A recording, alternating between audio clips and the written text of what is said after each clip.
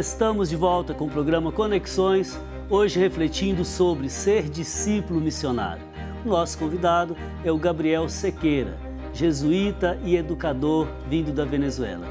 Então, Gabriel, nós terminamos o bloco anterior falando da intimidade com Jesus. E você disse que a intimidade com Jesus não é intimismo, não é algo meu apenas. E eu lhe dizia aqui no intervalo que talvez não tenha ficado claro para mim qual Jesus seguir. Você quer retomar essa questão? Claro. El Jesús que estamos todos convidados a seguir es un Jesús que va a producir un Padre, Pai, que muda la concepción de qué significa Deus, que tem un Deus Pai, ¿sí? Y que ese Deus Pai transforma todo un jeito de ser, ¿sí? Lembremos el joven rico, por ejemplo. El joven rico, cuando se aproxima a Jesús de Nazaret, él estaba haciendo las cosas bien. Hacía todo lo que la ley seguia os mandamentos, estava encantado com Jesus. Perfecto.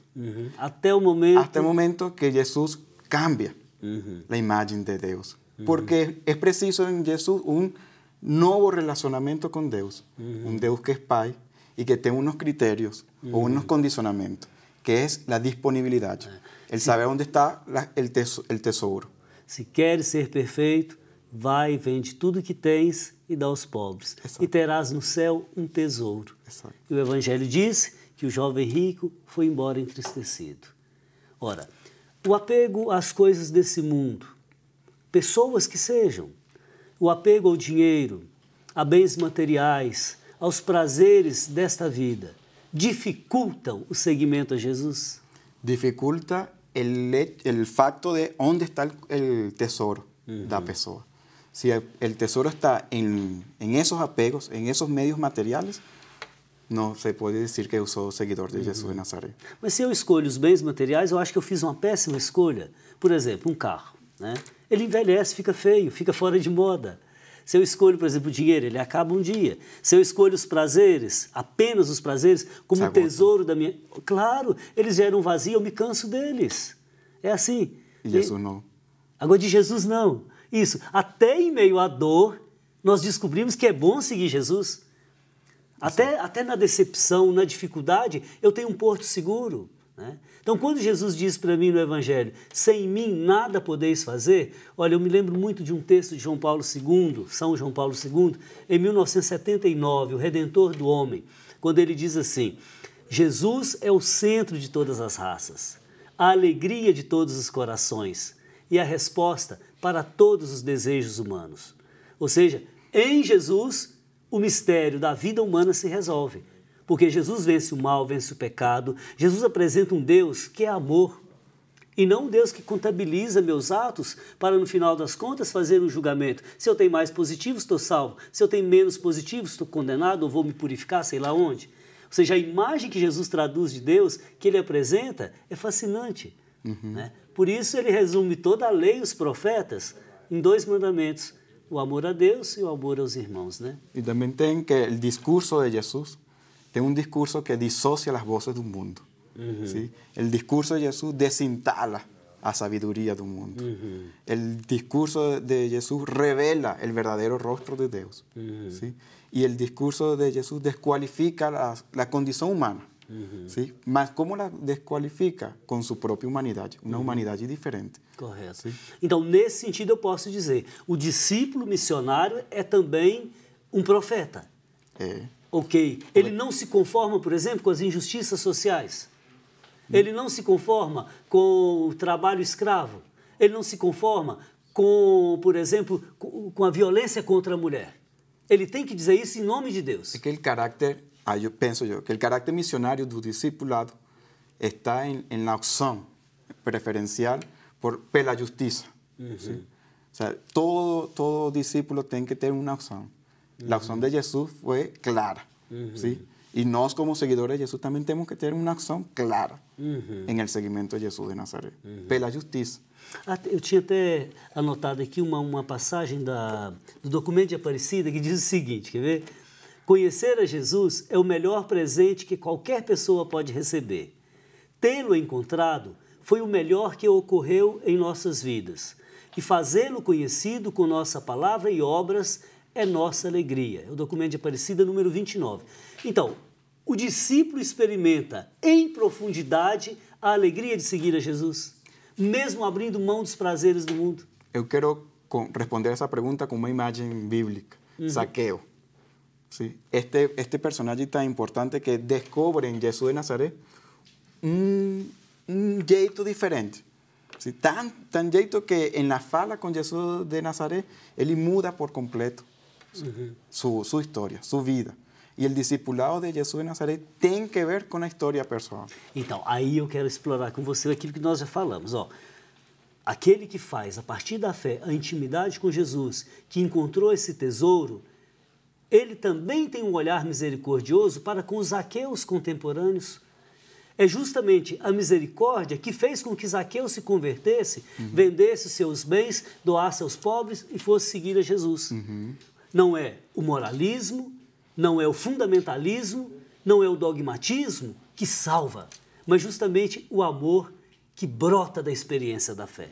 Porque descubriu verdadeiro Jesus e não o Jesus de seus próprios esquemas. Ok, de seus próprios esquemas, o Jesus de alguma tradição, o Jesus dos fariseus, dos mestres e doutores da lei. Mas aquele que, de fato, revela o lado terno e misericordioso do Pai. Exato. Bom, eu tenho aqui a participação da Raquel do Carmo. Ela diz o seguinte: só é verdadeiramente discípulo aquele que primeiro faz a experiência de sair de si para ir ao encontro do Mestre. Olha em seus olhos, escuta a sua voz, abraça e é abraçado.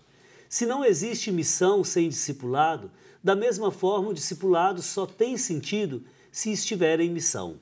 É encontrar o Cristo e desejar que os outros façam a mesma experiência. Comentários, Gabriel. Uma coisa interessante de lo que fala a amiga aqui é que Jesús, el jeito de Jesús enamora tanto, ¿sí? Enamora tanto que produce un testimonio, ¿sí? En la comunidad, en la vida pessoal da pessoa con los otros, ¿no? ¿Y por qué acontece eso? Porque el intimismo, como vamos a llamar, o la relación íntima con Jesús de Nazaret, me lanza, ¿sí? Me lanza, me proyecta y no apaga mi propia historia, no apaga la historia. O sea, Jesús llamó a Pedro, a Santiago, a Juan, cada uno con sus características. Llamó a Gabriel, llamó a todos, cada uno con sus características. Y eso es lo importante en misionario, o sea, es comulgar com a ação de Jesus de Nazaré. Eu tenho um grande amigo na universidade. Uma vez ele me perguntou assim: Márcio, você aprendeu várias línguas, você é bem sucedido, para que esse negócio de ser padre? É desse jeito. Eu dizia para ele assim: olha, tem um lado que eu diria é mais do que uma escolha. Eu acho que é um jeito de viver, onde a gente aprende a experimentar o mistério do humano no acolhimento às pessoas, na reflexão, na experiência da palavra de Deus. E isso é tão cheio de sentido para a vida que eu dizia para ele, né? Isso me fez padre, isso me sustenta no ministério, né? Ou seja, a experiência do amor de Deus é que me sustenta. Com você é a mesma coisa. Exato. Há três imagens que eu vou utilizar para falar sobre essa experiência. O primeiro é o coração. O que temos em el coração? O que falamos a los outros de coração? Encontramos a um Deus que falou com Moisés e disse: eu estou olhando meu povo sofrer. Um Deus que fala o sofrimento de seu coração. E é um convite para todos os cristãos de falar também o que nós temos no coração. Digamos, primeiro, a linguagem do coração. A linguagem do coração. Segundo, deixar-se tocar. Se Jesus estirou suas mãos e tocou ao leproso, mas e nós estamos deixando tocar por os outros, por a humanidade, por as coisas do mundo. Às vezes a gente se deixa tocar pelo consumismo, pelos prazeres da vida, pelo poder, etc., menos... Mas não reflete. Se deixar tocar pela mão amorosa de Deus, sobretudo pelo olhar sofrido de nossos irmãos e irmãs. Né? Segundo, esse é o segundo momento. O terceiro momento, saber escutar a Deus. ¿Sí? Como acontece com o passagem bíblico onde a cananea grita a Jesus de Nazaré: escuta, presta. Nosso programa está indo para o final, que coisa. Vamos. Bom, eu queria agradecer aqui a Rebeca do Carmo. Ela diz o seguinte: discípulo missionário é aquele que segue Jesus, é ser gentil, plantar a semente para Deus e crescer na caminhada de amor, esperança e fé. Rebeca, fraterno abraço. Agradeço também a Beatriz Braga, ao José Sabino, que diz: são muitos desafios do ser discípulo missionário. Gláucia Garcia, Elmira Luiza, Andréa Ferreira, Luzia Werneck e todos aqueles que nos seguiram no dia de hoje nas redes sociais. Então, vamos ao nosso ping-pong. Eu lhe dou uma palavra, você me dá uma outra, no máximo uma frase. Ser discípulo. Comungar com Jesus. O próximo. Toda a criação. O mestre. O primeiro. Ser missionário. Entregar-se. A melhor escolha a fazer. Começar. Desafios atuais. Ter claro o perfil de Jesus de Nazaré que eu quero seguir.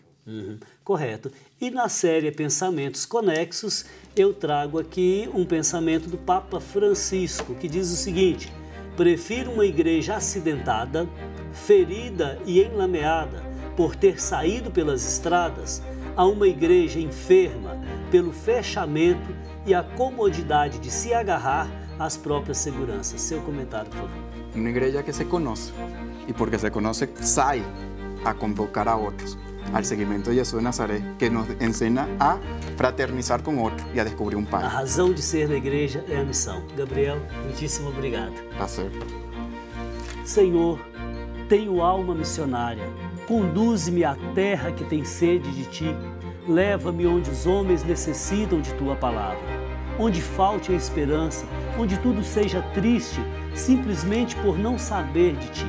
Assim, partirei cantando, por terras anunciando Tua grandeza. Na próxima semana, estaremos de volta com mais um programa Conexões Espiritualidade Cotidiana.